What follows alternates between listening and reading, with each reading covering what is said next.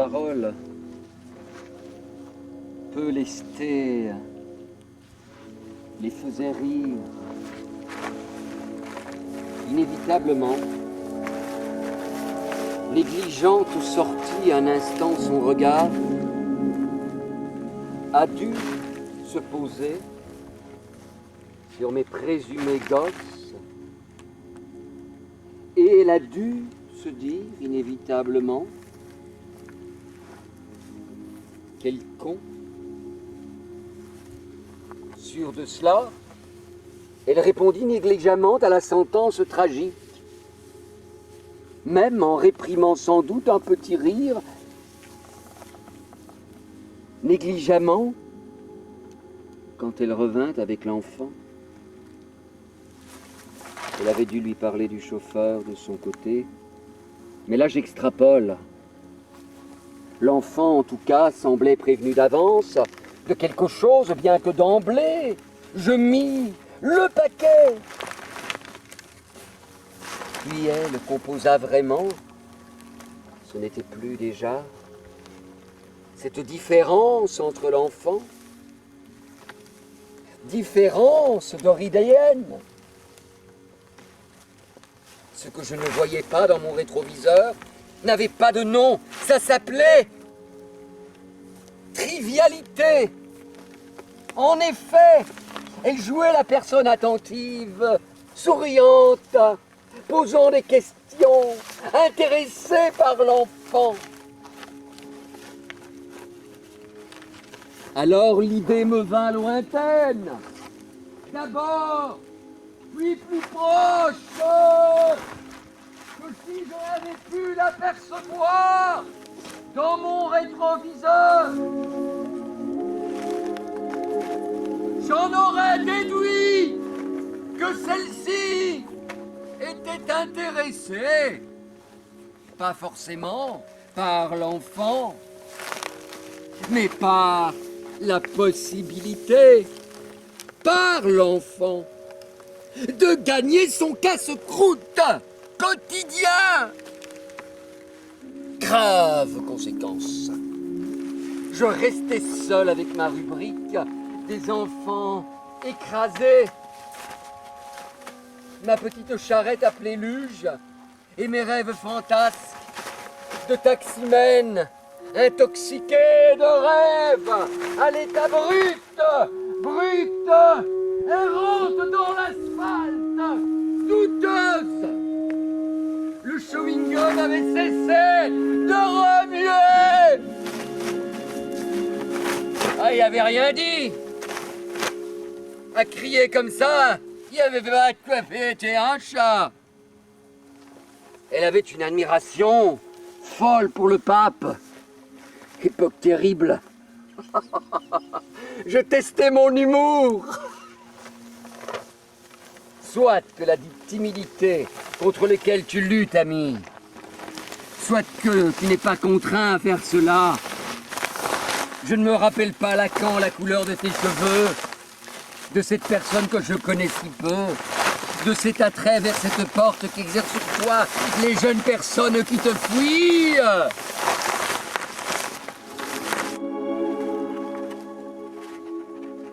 D'abord,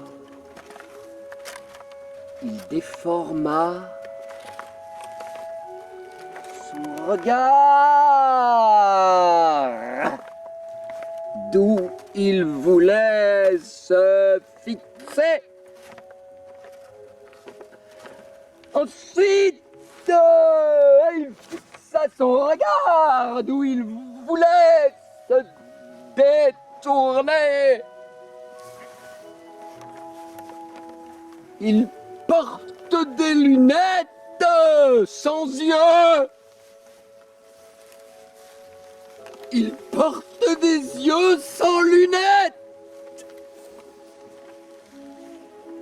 Il regarde son dessin, plus ou moins frais. C'est pas mon dessin, mais moi je fais dans le frais. Qu'est-ce que ça sent ce beau mois de mai? Ça sent le mois d'août, ça sent le mois de mai. Dans un mois, c'est plutôt l'effet que ceci me procure. Quel drame dans ce chaos d'Euridien! Mais il n'y a pas de quoi fouetter un chat. C'est quoi ce mouvement qui consiste à tout détester en bloc, à commencer par soi-même?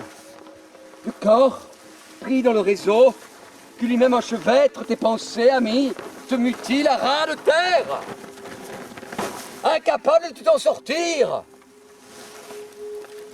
Angoisse, angoisse, ce sont les mots, et surtout les situations graves, les situations fausses, les solutions fausses sont celles que l'on emprunte, les rendant critiques. Et l'autre est là simplement pour dire tu t'enfonces. Là, uniquement pour ça, dirait-on. Pour te dire que tu t'enfonces. Le pire, c'est que dans mon narcissisme, le trouble devient la référence et entraîne facilement cette impression d'adhésion. Ma forme d'intelligence serait-elle de paraître con aux yeux de tous? Je vous le demande. Et puis, on pense, on se diminue par référence par comparaison. Et puis surtout, cet état physique bousculé, dans de la trame, contre le bien-être imbécile. Est appareil, force totale de renoncement. Je n'arrive plus à en avoir marre, alors très loin de désirer, je me rends compte que celui-là, imbriqué d'aussi près dans des relations sociales, empêche d'être, c'est-à-dire ne lui permet pas de souffrir, car d'emblée à l'esprit de tricher, d'aller plus loin que tes limites. Pouvoir de réaction anéanti par l'effort de l'être. Tu es trop bon, ami, tu es trop bon, c'est trop bon, trop bon, trop bon, trop bon. Ami, comment se fait-il que j'éprouve seulement avec mon écriture le seul besoin de relater les événements de ma vie sans faire ce que tu faisais avant, c'est-à-dire introduire une forme violette, une forme orange, une forme littéralement orange. Littéralement, peut-être est-ce une perte par rapport au monde? Cette manière de se faire brûler la mèche, d'abandonner mes meilleures décisions dans l'indécision,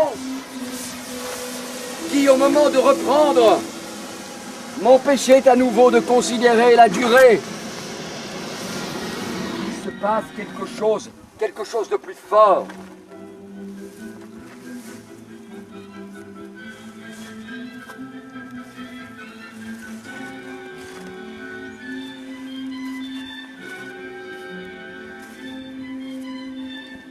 Cut.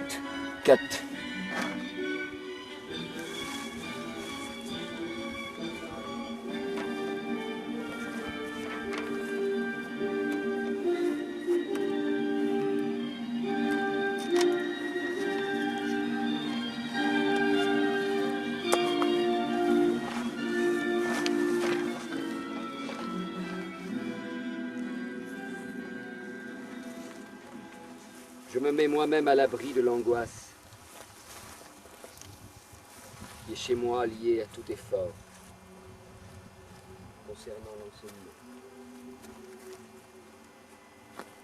Et en même temps, en voyant son corps à l'écran, une impression profonde d'originalité dans son travail. Comme clouer le dos à la paroi du vide, les mains attendant de l'horizon orifice, la trace même d'une ouverture nouvelle. Enfin, on peut dire ouf parfois. C'est une fameuse épine qui s'est tirée du pied. Une fameuse épine. Et quelle fatigue, quelle lassitude, quelle culpabilité ne m'a pas poussé ainsi pour dire que je n'étais plus qu'un drogué. Pour me responsabiliser, pour m'anéantir.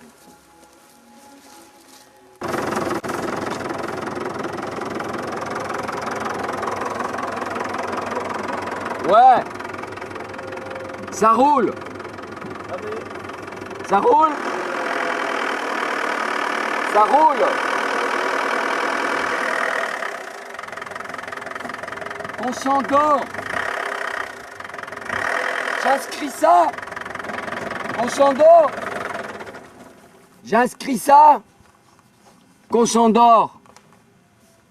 J'aime bien savoir, quand je parle à mes collègues artistes, si parfois ils sont sourds ou muets.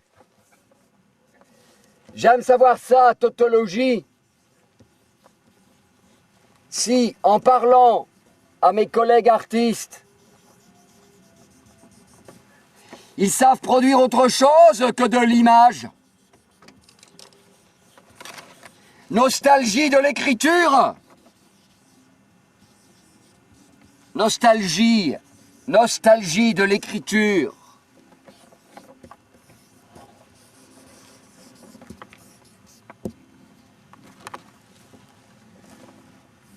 Nostalgie des jolies filles. Tu parles flamand, toi? Tu parles allemand? Toi? Et toi? Toi qui as la mauvaise place, la mauvaise étoile. Mauvaise étoile?